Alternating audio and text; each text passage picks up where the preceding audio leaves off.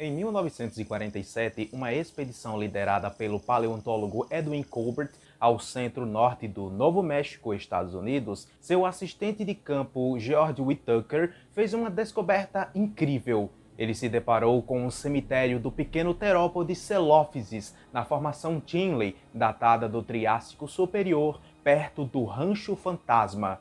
Um total de centenas de esqueletos estavam no local, mortos por uma enchente repentina. Mas talvez o mais impressionante nem fosse isso, mas sim os restos de pequenos répteis arcossauros que pareciam estar dentro das cavidades corporais dos dinossauros. Colbert deduziu, sem justificativa específica, que estes restos representavam juvenis de Celophysis e apresentou isso como uma evidência inequívoca de um comportamento canibalístico. A má reputação de dinossauro canibal permaneceria por muitos anos. Mas afinal de contas, seria o Celophysis realmente um predador da sua própria espécie? E o que essa descoberta pode nos ensinar sobre a própria paleontologia? A resposta para essas e outras perguntas você confere aqui.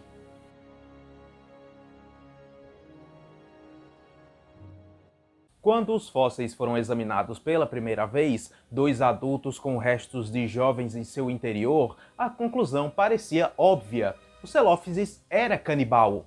Por surpreendente que pareça, o canibalismo ocorre com bastante frequência no reino animal. Ursos polares e roedores, por exemplo, comem seus próprios filhotes e os de outros membros de sua espécie. Pode parecer uma prática terrível, mas do ponto de vista da sobrevivência, é uma ótima opção. Esse parece ter sido o caso do Celophysis. E isso é um tanto curioso, pois ele era um dinossauro, e até onde nós sabemos, os dinossauros modernos, que são as aves, raramente exibem este tipo de comportamento.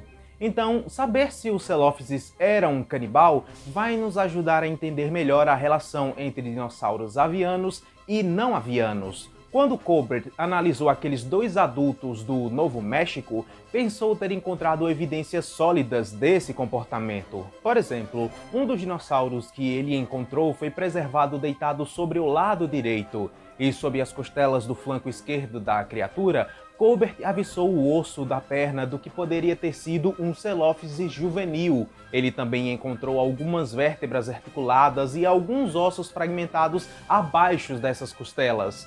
Enquanto isso, o outro dinossauro estava deitado do lado esquerdo, e aquela criatura tinha um amontoado de ossos reptilianos preservados em sua cavidade abdominal, ou pelo menos no espaço onde essa cavidade estaria quando o dinossauro ainda estava vivo. Graças ao artigo de Colbert, de 1989, aquele pequeno terópode passou a ser visto e representado como um predador oportunista que atacava até mesmo a sua própria espécie. Mas em 2002 essa história tomou um rumo completamente diferente, quando o paleontólogo Robert Gay decidiu reexaminar aqueles dois fósseis, quando chegou à conclusão de que aqueles pequenos ossos não estavam realmente dentro da barriga do dinossauro. Pelo menos, não em um dos espécimes. A começar pelas proporções dos ossos que supostamente estavam na sua cavidade estomacal. Eles eram muito grandes, com até 13 centímetros. É improvável que um animal como o Celophysis tivesse engolido um objeto daquele tamanho e inteiro. Então, um estudo posterior do mesmo espécime lançou ainda mais dúvidas sobre a hipótese de Colbert. Se aquela perna e o outro conteúdo do estômago tivessem sido engolidos, seria de esperar que eles estivessem imprensados entre as costelas esquerda e direita do dinossauro, onde estavam as vísceras. O que não é o caso. As costelas do lado esquerdo ficam em cima dos fósseis confusos, mas as costelas do lado direito não estão embaixo dos fósseis. Em vez disso, eles são puxados para trás. Isso porque os paleontólogos pensam agora que, depois de morrer, o dinossauro simplesmente explodiu. Isso pode ter acontecido por dois motivos. Primeiro é o peso dos sedimentos em cima dele. Segundo, seria devido ao acúmulo de gases que naturalmente ocorre quando um organismo morre.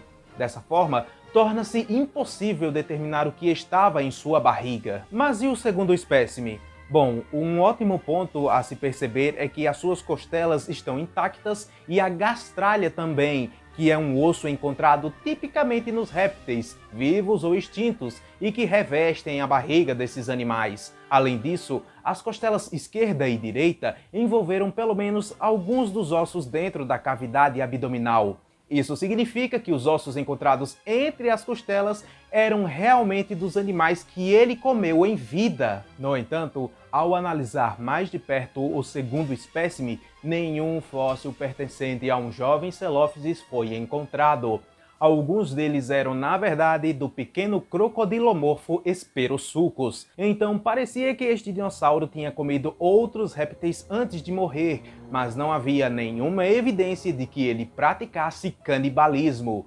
O que não é nenhuma surpresa, uma vez que ele era um predador ágil e adaptado para capturar pequenos animais com seu crânio comprido e dentes curvos e serrilhados. Após anos de uma péssima reputação como um devorador de seus parentes, a ficha de Celophysis finalmente estava limpa. Ou era isso que nós pensávamos, quando pequenos ossos quebrados e dentes que foram confirmados como sendo de bebês Celophysis foram encontrados nas cavidades estomacais e ao redor da boca de outros espécimes adultos. Uma reviravolta realmente emocionante, não? A verdade é que fezes fossilizadas foram encontradas entre a base da cauda e os ossos do quadril, e que dentro desses materiais havia os restos de ossos do pulso e mão que pareciam idênticos aos observados em jovens Celophysis. E aqueles dentes que foram encontrados ao redor da boca do adulto estavam dentro de um raro vômito fossilizado, e eles lembravam muito os dentes de um pequeno Celophysis, mostrando que o canibalismo dos indivíduos mais novos estava ocorrendo, embora ainda não saibamos se eles foram caçados ou se já estavam mortos quando foram devorados. E no final, Colbert estava certo ao afirmar que o Celophysis era um dinossauro canibal, mesmo não sendo o único. Nos terópodes Majungasaurus crenatíssimos e Tyrannosaurus rex também foram reportadas evidências de canibalismo. Mas por que um animal comeria membros de sua própria espécie? Como eu havia dito, do ponto de vista da sobrevivência é algo muito útil. Comer seus parentes seria uma ótima alternativa quando a sua principal fonte de alimento se torna escassa. Um outro motivo seria a redução da competição. Pegue, por exemplo, o caso dos leões e tubarões. O tubarão-touro, mesmo antes de nascer, já devora seus irmãos dentro do ventre da mãe, sendo sempre o maior o sobrevivente. Os leões matam os filhotes das leoas que pertencem a outros leões, a fim de estabelecer o domínio do bando e garantir a sobrevivência de sua própria linhagem.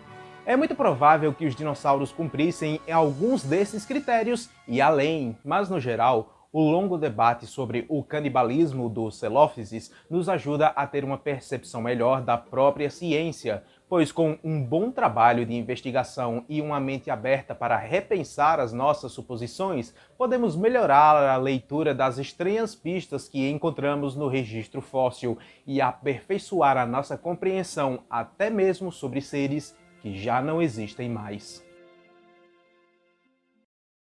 Se você ficou até aqui, então é porque gostou ou achou relevante o conteúdo deste vídeo. Então não esqueça de deixar o seu like, inscrever-se no canal caso ainda não seja inscrito, ativar o sininho para estar recebendo todas as notificações e, é claro, compartilhar este vídeo e este canal com todos os seus amigos, beleza?